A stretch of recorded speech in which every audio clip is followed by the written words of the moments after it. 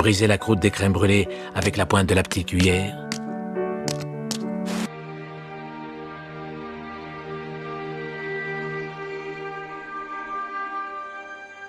Dare do that. Did you hear me? Hey, stop, hold it right there.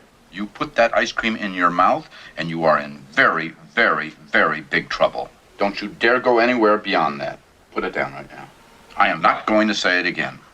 I am not going to say it again. It's British Bake Off Biscuit Week and you sit down to watch with a packet on hand when one of the contestants makes a slice and bake with an ingredient called a Tonka bean. Now this more closely resembles shrunken dates or incredibly giant raisins than what is most often referred to as vanilla's cousin. Tonka beans have had a slight rise in popularity recently, though most of us don't have ready access to this ingredient, and the fact they are illegal in the United States means there tends to be more interest in this spice than say star anise, which is readily found in supermarkets or spice shops.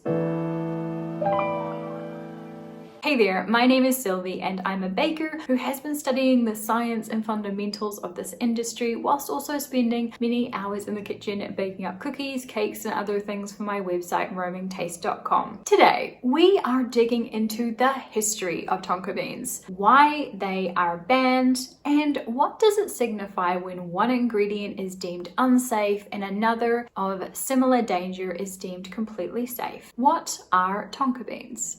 Native to South America, it was French botanist Jean-Baptiste Christophe Fusé-Aubry who first wrote about Tonka beans in his book History of the Plants of French Guiana in 1775. Born in 1720, Jean-Baptiste started his career by running away from his home in France, boarding a Spanish ship where he ended up in Granada as an apothecary's assistant, working for a year, by which time his parents had tracked him down and insisted he return to France. These early beginnings though set the passion, and Jean-Baptiste would go on to study apothecary, preparing medicine. The link between botany and medicine is deep, so Jean-Baptiste became a botanist, and surprising for the time, he was actually anti-slavery and freed all his slaves, which proves you can stand up for human beings regardless of the vibes of the time, but that's by the by. He spent 9 years living in Mauritius and 2 years living in French Guiana, where he studied the native flora and fauna and worked alongside local people to learn the traditional use of plants. Most references of Jean-Baptiste do not reflect that he had a very good reputation with other botanists, though the fact that he was anti-slavery and they were most likely colonists probably had a hand in this, because he worked really hard at his job and he continued to be promoted and sent off on new studies despite this reputation. And Jean-Baptiste is also credited with being the first person to propose illustration of the flora in Guyana. Sadly, he never made it further into South America due to health issues, but one can only wonder what else he would have achieved. According to Wikipedia, which by the way, can we just continue donating to for its survival, the word Tonka is taken from the Galibi Carib tongue spoken by natives of French Guiana. It also appears in Tupi, another language of the same region as the name of the tree. The beans are sourced from the Kumaru tree, also known as Brazilian teak, which is valued as a richly grained red hardwood primarily used for flooring and furniture. And the beans we consume are actually the seeds, which are shaped similar to a mango. The trees can grow up to 25 to 30 meters or 82 to 98 feet, and they aren't farmed, so they grow independently, scattered throughout the forests of South America, from Colombia, Venezuela, and Guyana in the north to the Amazon basin and Bolivia in the south, which means harvesting is done much the same today as it has been for hundreds of years. Carpi Ingredients, a Brazilian essential oil company, notes how important harvesting Tonka beans is to families of the Amazon basin alone. One estimates that some 30% of the local population is somehow involved in the supply chain. For Tonka harvested for Carpi alone, this is something near 15,000 people people increasing their income, distributed in 30 villages in the Kalahar Norte area, especially in isolated and remote areas of the Brazilian Amazon. Most often, local indigenous peoples will move into the forest, scope out a bunch of kumaro trees in a kind of pattern, and then set up a base in the middle of that where they will hand pick the seeds that have fallen from the trees during winter. The fruit will be split open and the seed extracted before it is dried and soaked in alcohol, most often rum, before being fully air dried. Soaking in alcohol actually lowers the coumarin content, which is a positive thing, but we're going to come back to that in a second. One tree is capable of producing up to 15 kilos or 33 pounds,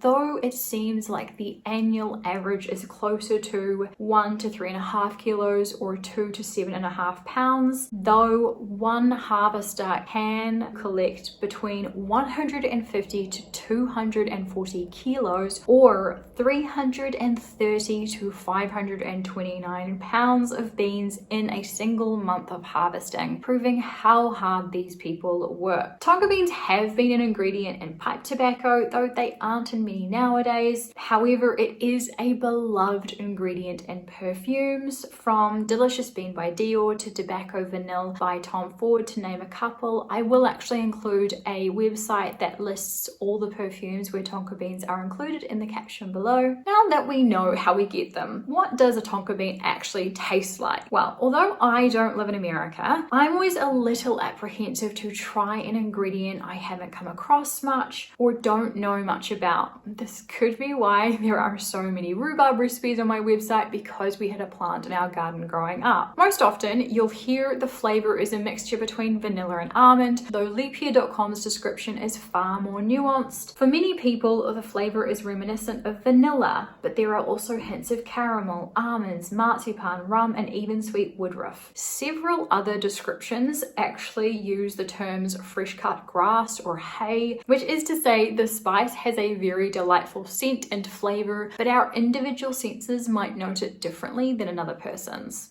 Path to prohibition. The Food and Drug Administration, also known as the FDA, was founded in 1906 when President Theodore Roosevelt signed into law the Pure Food and Drug Act, creating a regulation for consumables. Though the actual FDA agency wasn't founded until the 1930s, Wikipedia notes the law was principally a truth in labeling law designed to raise standards in the food and drug industries and protect the reputations and pocketbooks of honest businessmen.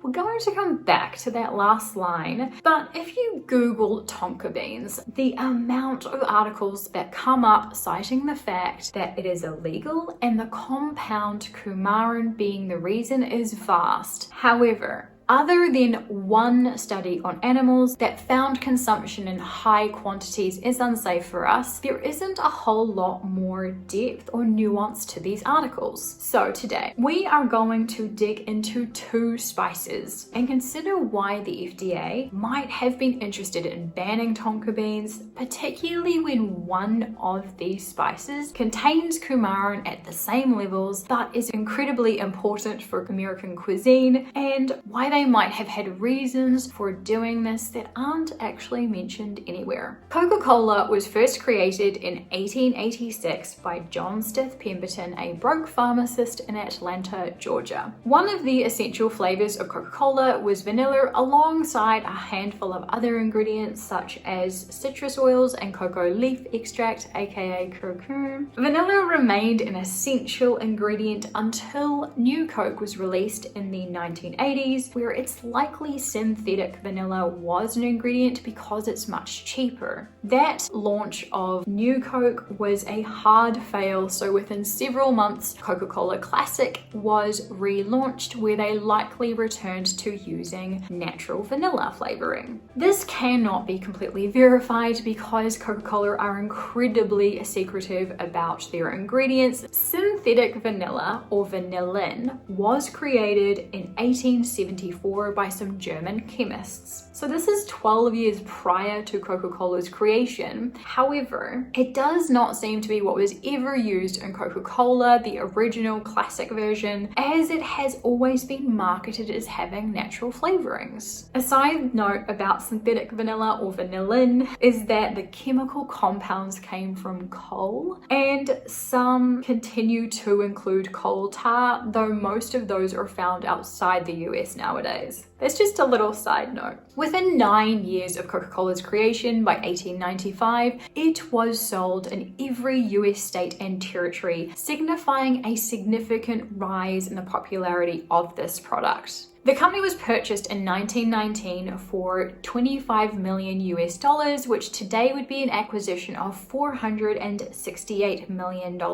I know we deal with acquisitions in the billions today, but that number is nothing to scoff at. As per the Food Talks article, Coca-Cola, from pharmacy beginnings to global beverage giant, with the advent of World War II, against the backdrop of the war, Robert Woodruff, then chairman of Coca-Cola, came up with an ambitious vision. Every US soldier should be able to drink a bottle of Coca-Cola no matter where they are, no matter how much it costs. This move helped establish manufacturing bottle plants in several locations around the world and set the path for what would become an easy route into local international markets. By the time Coca-Cola becomes the first product to appear on the cover of Time magazine and have its first commercial air on Thanksgiving in 1950, probably while people were eating slices of apple pie, it's apparent this is a valuable product for the United States, and by the late 1950s, 33% of Coca-Cola's revenue comes from overseas sales. If we consider the importance of vanilla for just this one product, it's clear it was an essential ingredient that couldn't lose its place in popularity or sourcing from Madagascar and other poor countries where it grows. There was a real financial incentive to the growth and profit from just Coca-Cola for the US economy, particularly for the honest businessman. When we consider how poverty affects Madagascar even today, we see the effects of the very cheap vanilla trade with no incentive to ensure the people harvesting it are making a living wage. The same could be said for other products that we in the West thoroughly enjoy, such as coffee or cocoa, where we cannot grow it within our own country. I'd actually love to do an episode on vanilla, by the way, so let me know your thoughts in the comments below. Leaving vanilla to the side for now, we're going to consider another spice, and this one actually contains coumarin, cinnamon. What would American food be without cinnamon? I don't really have any financial notes as to what profits were being made from cinnamon products, particularly in the 1950s, in the same way I do with vanilla. However, the same compound as in Tonka beans is found in cinnamon. The most common variety of cinnamon found in the United States and in Europe is cassia, and that has an average of 1% coumarin to the usual 1 to 3%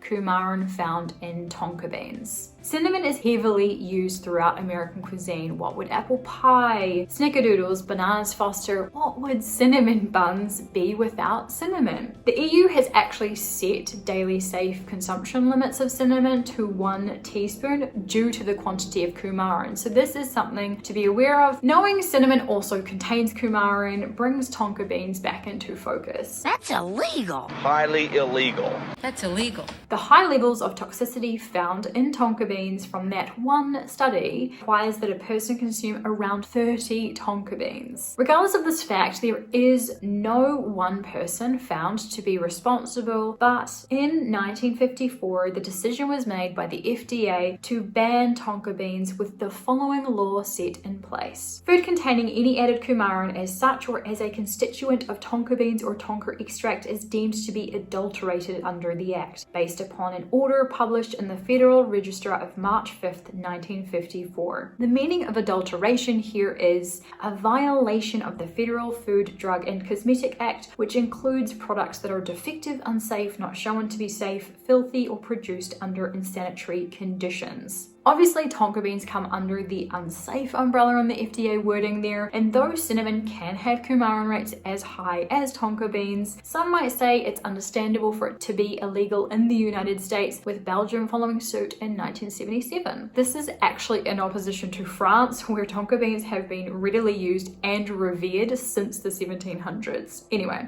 we know that the FDA does get things wrong. Looking at red food coloring is a perfect example where almost every other country on earth is like, that's not safe to consume, but the FDA approved. Though the FDA have a history of banning ingredients from Szechuan peppercorns to mangosteens, those bans were removed in 2005 and 2007 respectively. When the FDA banned tonka beans in 1954, they singled it out very specifically. However, it also undermines how local peoples in South America have been using this spice for centuries. In the article from JStore.com referencing Venezuela specifically, where they are known as sarapilla, this is an incredible website by the way, we see how the local peoples have been using tonka beans. Traditionally, sarapilla was used medicinally by indigenous groups such as the Mapuyo and mixed race groups like the Arapayo and Habalel. Guided by elders, one was supposed to consume no more than 3 fruits per day. Local knowledge held that excess could cause fever or body aches. In this context, use reflected a nuanced relationship with the plant that was grounded in moderation, observation, and experience.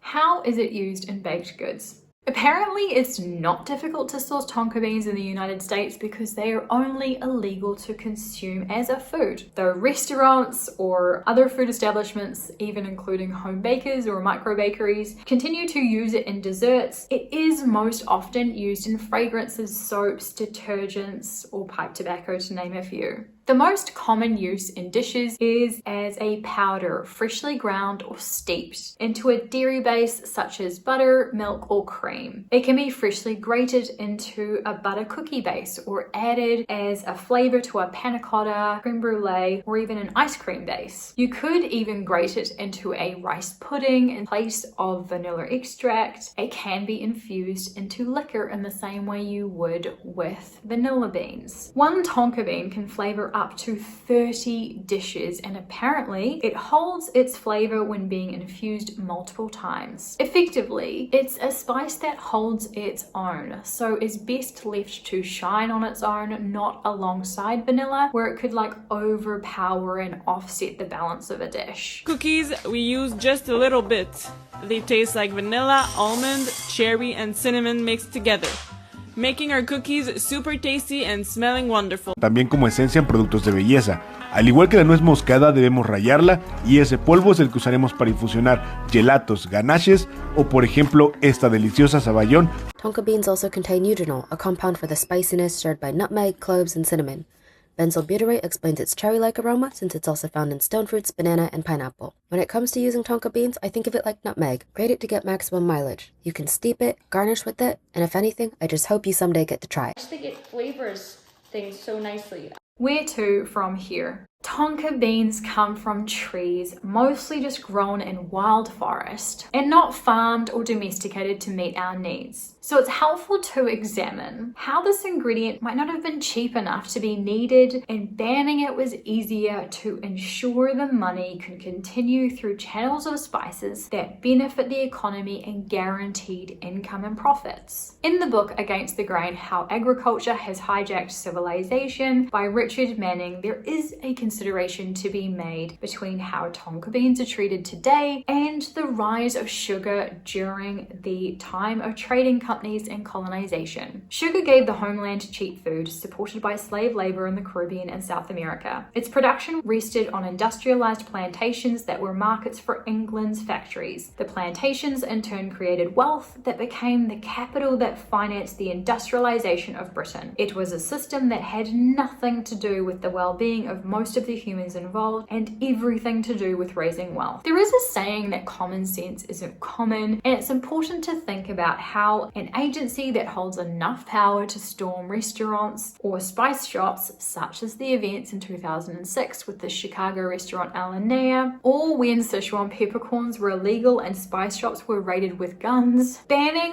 one ingredient when there are other ingredients of similar danger to the public are freely available, how there isn't a balance here. What does the banning of Tonka beans actually signify? For most of us, we aren't taught about food in school, where it comes from, what to do with it, how to use our common sense when consuming it. So with the busyness of life, it can be easy to outsource that knowledge to an agency that might not actually have our full benefit at hand, particularly when pharmaceutical drugs come under the same agency's oversight. By the way, I'm not saying pharmaceuticals aren't an essential element in today's society. Most of us require them at some point in our lives, and for some people, they simply wouldn't be alive without pharmaceuticals. However, when the same agency is linked to food and its safety and the seemingly unending possibilities of profit from pharmaceuticals, we need to be reasonable. In an article from Politico.com entitled "The FDA's Food Failure" from 2022, it recognizes the issues taking place, particularly when you consider how great the profit is when it comes to pharmaceuticals. The result is that the agency fails to come anywhere close to meeting most American consumers' basic expectations of government oversight on food safety and nutrition, even as Congress has directed more resources to tackle food safety problems. An article from late 2025 notes how intrinsically tied together the FDA and pharmaceutical companies really are. These criticisms are correct. The agency has been institutionally corrupted by the drug companies it is meant to regulate. Every former FDA commissioner, except one since the 1980s, has gone on to work for the pharmaceutical industry. Fear is a helpful tactic to move people. It has been used throughout human history, and human behavior will not change regardless of how advanced our world or technology becomes. So it seems easy to keep the status quo at this point. Tonka beans have been dubbed the most delicious ingredient you've never heard of, and though there has never been an actual recorded death from consuming Tonka beans, unlike licorice, for now the ban remains. In the West, particularly the nations where colonization came and bulldozed local knowledge of plants and their benefits for us, we can see how the use of Tonka beans isn't for health benefits, it's an additive of flavoring. Whereas to the local peoples who have cultivated this plant for hundreds of years, it is a vital part of their lives. And so maybe if we viewed it in the same way that they do, we would have a more cohesive relationship with it. Honestly, it doesn't really make sense why it is illegal, but as long as Tonka bean is, it will be haunted by the fact it could poison us, whilst other ingredients of similar danger are readily available to the public with little fear. Ultimately, it's up to each of us to educate ourselves on what we are consuming, particularly if we aren't educated at school around this. To understand why we eat what we eat, to reason on it. What makes something we consume healthy, unhealthy, helps us to thrive or delights us. Really, that should be the lesson. The joy this sweet seed creates shouldn't be feared, but we should be aware of it alongside whatever else we're consuming. Well, that's my take on the Tonka bean, and obviously this is all my own opinion. However, I do think there is something deeper to the reasoning why it was banned, and it just seems unusual as to why there's never been a bigger reason explained for keeping this ingredient banned for over 7 decades. If you've watched this far, thank you so much for watching. I so appreciate it. If you enjoyed it, please like, share with anyone else who will enjoy it. I will see you in the next one. Ka kite ano and choose. Enjoying your ice cream? Thanks. She appreciated your sending over that custard.